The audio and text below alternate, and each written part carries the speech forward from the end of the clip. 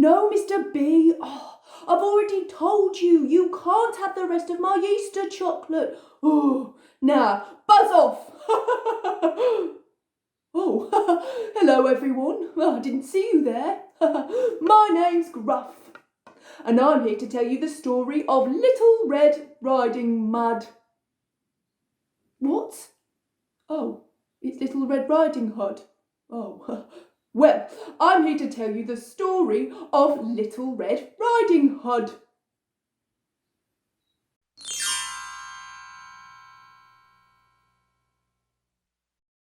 Little Red Riding Hood lived in the wood. One day, her mother said, "Your grandma is ill. Please take this basket of treats to her, Little Red Riding Hood." So off went Little Red with her basket in her red cape. "Don't speak to strangers, especially not to wolves," said her mum. Little Red Riding Hood walked through the wood. The trees were tall and made scary shadows. Suddenly, a wolf jumped out. "Where are you going?" the wolf said.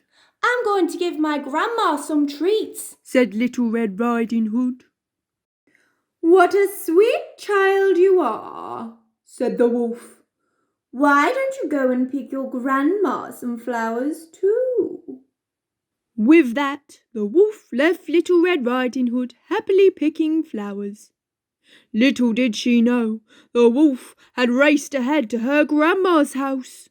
When the wolf arrived, he knocked on Grandma's door. "Let me in. I've got some treats for you, Grandma," said the wolf. But Grandma wasn't silly. She quickly hid in her wardrobe. The wolf burst in, but Grandma was nowhere to be seen. So he settled himself under her blanket and put himself in her rocking chair. Soon Little Red Riding Hood knocked on the door. "Come in, dear," the wolf said in his nicest voice. "Grandma, you look odd," said Little Red Riding Hood. "Come closer, dear," growled the wolf. Little Red Riding Hood walked up to the wolf. "Oh, Grandma, what big eyes you have." "All the better to see you with, my dear," the wolf replied.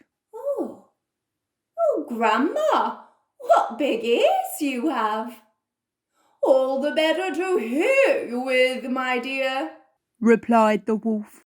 "And your teeth are just huge," exclaimed Little Red Riding Hood. "All the better to eat you with, my dear," said the wolf, and pounced. Little Red Riding Hood screamed, "Ah!" and ran away. The wolf chased after her. Little Red Riding Hood went to the door. There stood the woodcutter. He'd heard her screams. "Leave this house now, or I will fetch my axe." Oh, no! The big bad wolf ran out into the forest. Then Little Red Riding Hood and the woodcutter heard a very strange knocking.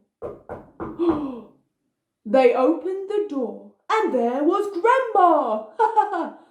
"This is a cause for celebration," said Grandma, and she laid the table, and they all sat down to some tea and cake. The end. Oh, wasn't that lovely? It's made me very hungry for tea and cake, though. I love cake. Right, I'm off to go and get some. But thanks for watching, everyone. Stay home and stay safe. Bye.